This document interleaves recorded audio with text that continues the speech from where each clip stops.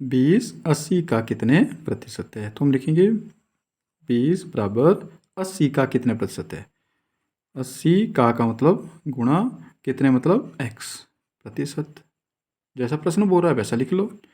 दोस्तों, आज हम परसेंटेज के टॉपिक को कंटिन्यू करते हुए कुछ ऐसे महत्वपूर्ण प्रश्नों को हल करने का प्रयास करेंगे जो प्रतियोगी परीक्षाओं में अक्सर पूछे जाते हैं या इनसे मिलते जुलते होते हैं। प्रश्न है, एक परीक्षा में पास होने के लिए 40% अंक अनिवार्य हैं, परंतु एक विद्यार्थी ने 40 अंक प्राप्त किए और वह 40 ही अंकों की कमी के कारण अनुत्तीर्ण माना गया। तो बताइए कि परीक्षा कुल कितने अंकों से ली गई होगी। प्रश्न बहुत ही सिंपल है। जैसे कि आप सभी जानते हैं, गणित की अपनी एक भाषा है और विशेषता भी है कि प्रश्न में ही इसका उत्तर भी छिपा होता है। लेकिन हम क्या करते हैं, प्रश्न को कम पढ़ते हैं या ध्यान से नहीं पढ़ते हैं। हमें प्रश्न लगभग 2 से 3 बार बड़े ध्यान से पढ़ना होता है और हमें प्रश्न बिल्कुल ही सिंपल और सरल लगने लगता है, बहुत ही आसान लगने लगता है। ये जो प्रश्न है, मैंने इसे कम से कम 10 बार पढ़ा होगा, तो मुझे लगता है कि ये तो बहुत ही सरल प्रश्न है, बहुत ही सिंपल है, इसे कोई भी आसानी से कर सकता है।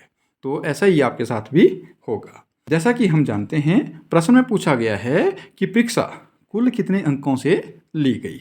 जिस बात का हमें पता नहीं होता है, गणित में हम क्या करते हैं, उसे मान लेते हैं कि मान लीजिए मैक्सिमम मार्क्स कितने हैं, x। अगर मैक्सिमम मार्क्स हमारे x हैं, हमने मान लिया है, तो पासिंग मार्क्स कितने हैं?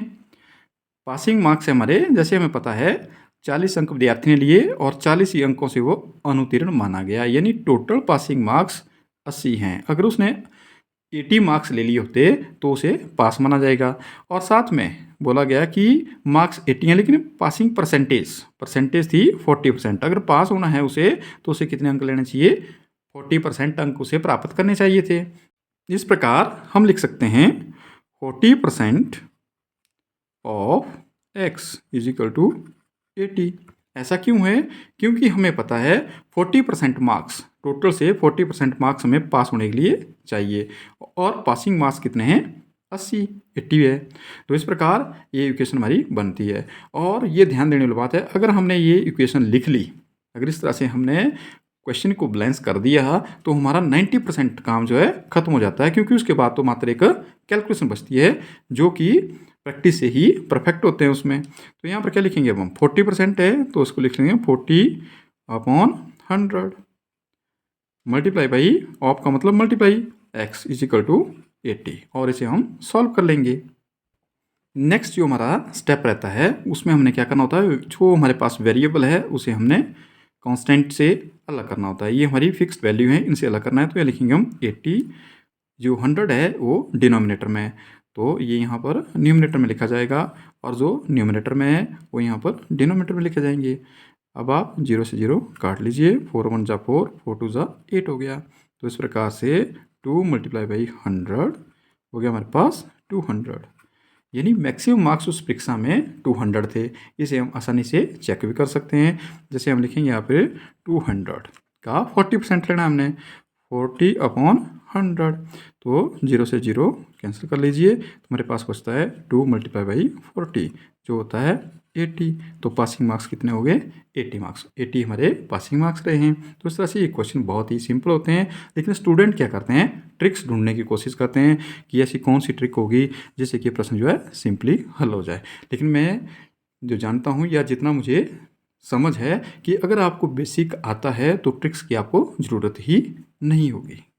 नेक्स्ट क्वेश्चन है, 8 लीटर पानी और चीनी के घोल में चीनी की मात्रा 5% है, परंतु 2 लीटर पानी जब वाष्पीकृत हो जाता है, तो बताइए कि घोल में अब चीनी की मात्रा कितनी रही होगी या कितनी बची होगी। तो आपको क्या लगता है कि चीनी की मात्रा बढ़ेगी? नहीं, चीनी की मात्रा नहीं बढ़ेगी, लेकिन चीनी की परसेंटेज पानी के मुकाबले जो प्रतिशतता है चीनी की, वो बढ़ जाएगी। देखिए कैसे इसे हम सॉल्व करते हैं। आंसर स्टार्ट करते हैं। The quantity of solution, water और जो शुगर का सॉल्यूशन है उसकी क्वांटिटी है 8 लीटर। परसेंटेज ऑफ शुगर जो हमारे पास दी है वो है 5%, तो अब हम लिखेंगे 5% of 8 is equal to 5/100 multiply by 8। जब हम इसे सॉल्व करेंगे इस तरह से, देखिए 5 1 ज़ा 5 और यहाँ पर 25 ज़ा 100 होता है, तो हमारे पास बच गया 8/20। तो 2 4 ज़ा 8 और 5 4 ज़ा 20। तो इस प्रकार जो परसेंटेज है शुगर की वो क्या है, 2/5। यानी शुगर जो है उस सॉल्यूशन में 2/5 लीटर रहेगी। आफ्टर इवेपोरेशन, जब बाष्पीकरण हुआ तो उसके बाद क्वांटिटी ऑफ सॉल्यूशन, क्योंकि पानी जो है बाष्पीकृत हो गया 2 लीटर, तो बचा हमारे पास 6 लीटर। देखो जो हमारे पास सॉल्यूशन है वो 6 लीटर है। हमारे से पूछा गया है कि शुगर की मात्रा कितने प्रतिशत है, तो हमें पता नहीं है, तो हम लिख लेंगे let the percentage of sugar is equal to x%। तो कैसे लिखेंगे, ये लिखेंगे हम x% of 6 litre is equal to x/100 multiply by 6। ये किसके बराबर होगा, ये बराबर होगा हमारे पास 2/5 के। ऐसा क्यों, क्योंकि 2/5 जो है शुगर उस सॉल्यूशन में प्रेजेंट है, तो वो तो कम ज़्यादा हुई नहीं, वो तो उतनी रही। तो इस प्रकार से हम इसे 2/5 के मुकाबले में लिखेंगे। तो इस प्रकार अब हमारा काम रहता है कि जो वेरिएबल है उसे अलग करना है। तो यहाँ पर आएगा 2/5 मल्टीप्लाई बाई 100 न्यूमरेटर में चला जाएगा और 6 डिनोमिनेटर में आ जाएगा, और इसे हम आसानी से काट सकते हैं। 5 1 ज़ा 5 और 25 ज़ा 100 होता है, और इस तरह से 2 1 ज़ा 2 होता है, 2 3 ज़ा 6 होता है। इस प्रकार हमारे पास बचता है 1/1 मल्टीप्लाई 20/3। तो 20/3 को जब हम डिवाइड करेंगे तो हमारे पास क्या आता है, चेक करते हैं। 3 6 क्या हो गया 18 और 2 आ गया, 2 हमारे पास है, इसे हम ऊपर लिख सकते हैं 2/3। इस प्रकार हमारे पास शुगर का जो परसेंटेज है वो आया 6 कंप्लीट 2/3%। यानी शुगर की मात्रा उसमें बढ़ी नहीं, लेकिन परसेंटेज उसमें बढ़ गई क्योंकि पानी जो है कम हो गया है। इस प्रकार बहुत ही सिंपल है। अगर थोड़ा सा हम इस प्रश्न को ध्यान से देखेंगे, इसे हम इतना लंबा ना करके, क्योंकि प्रतियोगी परीक्षाओं में इतना लंबा हम इसे नहीं कर सकते हैं, तो इसे थोड़ा सा शॉर्टकट तरीके से भी हम इसे कर सकते हैं। इसका शॉर्टकट सीधा सा है कि 5% of 8 is equal to x% of 6। यहाँ पर 8 लीटर है, यहाँ पर 6 लीटर है। अब इसे सॉल्व कर दीजिए। 5/100 मल्टीप्लाई बाई 8 और यहाँ पर x/100 मल्टीप्लाई बाई 6। तो 100 दोनों तरफ है, कैंसिल हो सकता है, कोई इसमें परेशानी वाली बात ही नहीं है। और यहाँ पर आ गया 5 मल्टीप्लाई बाई 8 और यहाँ पर 6 को इधर ले आइए और यहाँ पर लिख दिया x। तो यहाँ पर लिखेंगे हम 4 2 ज़ा 8 और 3 2 ज़ा 6 और 5 मल्टीप्लाई बाई 4/3 आ गया x। वही यहाँ पर भी आ गया हमारे पास कि x इज इक्वल टू 20/3 और डिवाइड कर देंगे तो हमारे पास परसेंटेज आएगी 6 2/3। तो इस तरह से हम शॉर्टकट तरीके से भी इसे कर सकते हैं। ये तो आप समझ गए होंगे कि ऐसा क्यों लिखा गया है, क्योंकि यहाँ पर क्या लिखा है, 5% था हमारे पास 8 लीटर में, जब वाटर इवेपोरेट हो गया तो सोल्यूशन बच गया 6 लीटर, लेकिन उसकी परसेंटेज का हमें पता नहीं है, इसलिए हम क्या लिखेंगे x%। तो इस तरह से हम इसकी इक्वेशन हम बना सकते हैं। एक और डिफरेंट टाइप का एग्जाम्पल लेते हैं। यदि किसी वस्तु का मूल्य 20% बढ़ा दिया जाए तो एक गृहिणी को अपनी खपत में कितने प्रतिशत की कमी करना पड़ेगी ताकि वस्तु पर किया गया व्यय समान हो। यानी अगर कीमतें बढ़ जाती हैं तो हमारा बजट खराब ना हो, इस तरह से हमने उसको मेंटेन करना है, तो कैसे करेंगे। तो इसे हम सॉल्व करेंगे। मान लो वस्तु का मूल्य था 100 रुपये, यानी वस्तु का मूल्य 100 रुपये था और उसमें वृद्धि हो रही है। अब यहाँ पर हम 100 रुपये ले रहे हैं, कई जगह हम x भी ले लेते हैं, तो ये अपनी सुविधा के लिए लेंगे हम, तो जैसे हमें अच्छा लगे उस हिसाब से हम ले सकते हैं। तो यहाँ पर बोला गया कि वस्तु के मूल्य में 20% की वृद्धि हुई है। अगर हमने मूल्य 100 रुपये लिया तो 20% का मतलब है कि मूल्य में वृद्धि हुई 20 रुपये की। यहाँ पर लिखा गया मूल्य में वृद्धि बराबर है 20%, तो मूल्य 100 रुपये था, तो 100 रुपये का 20% 20 रुपीज़ होता है। अपनी सुविधा के लिए हमने 100 रुपये लिया है ताकि हमारी परसेंटेज आसानी से आ सके। वस्तु का नया मूल्य 100 रुपये पहले था, इसका 20 रुपये की वृद्धि होगी, तो इस प्रकार नया मूल्य हो गया 120 रुपये। अब 120 रुपये हो गया, तो अब हम इसका परसेंटेज निकालेंगे कि हमें कितना प्रतिशत की कमी करना पड़ेगी। तो व्यय में जितने प्रतिशत की कमी करनी है तो हम लिखेंगे 20/120 गुणा 100%। यहाँ पर 120 लेना पड़ेगा क्योंकि जो मूल्य है वस्तु का, क्योंकि जो मूल्य है वस्तु का वो 120 रुपये है, ना कि 100 रुपये है। तो 20/120 गुणा 100%। इसी तरह से हम परसेंटेज ज्ञात भी करते हैं। तो क्या लिखेंगे, 20 × 20, 20 × 20, 20 × 120। तो हमारे पास आ गया 100/6%। जब हम 100 को 6 से डिवाइड करेंगे तो हमारे पास आंसर क्या आएगा वो हम चेक करते हैं।